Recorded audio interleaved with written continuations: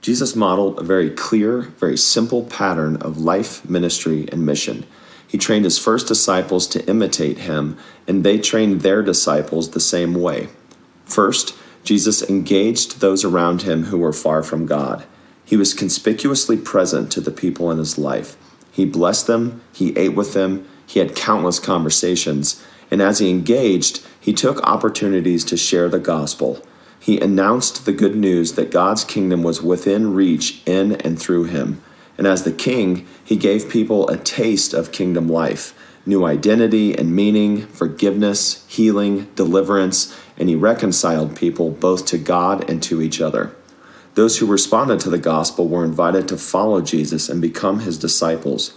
They were with Jesus everywhere he went, and they learned to imitate and obey Jesus' example along the way. Jesus gathered these disciples together and made them a new family one with another.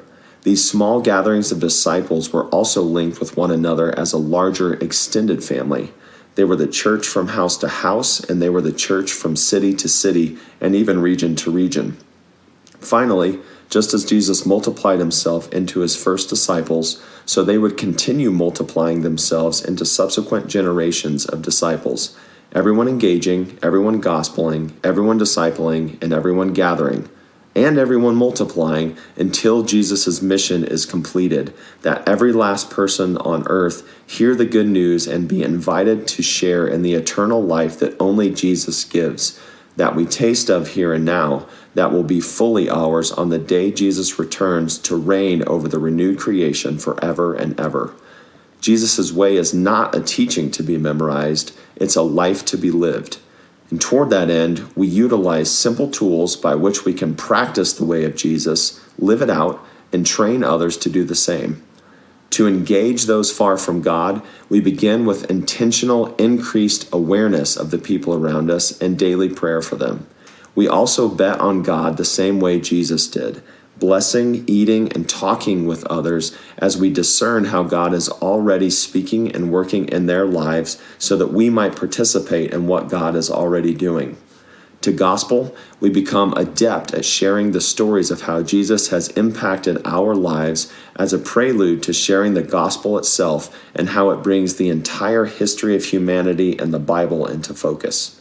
To disciple, we practice being with Jesus, obeying Jesus, and making disciples the same way that Jesus made disciples, modeling, assisting, deploying, and finally entrusting the life, ministry, and mission that Jesus provided for us all as the example to follow until his return. To gather faithfully, we look to the origin story of the first gatherings and churches. We imitate those who were imitating Jesus before us, and we model our gatherings after the model provided for us in the New Testament. Finally, in everything we do, we look to be so clear, so simple, and so faithful that our engaging, gospeling, discipling, and gathering might easily reproduce and multiply to the fourth generation and beyond, just like we see in the New Testament. Like Paul taught his protege, we seek to be, to find, and to cultivate fatter disciples, faithful, available, teachable, and reproducing. And that is it.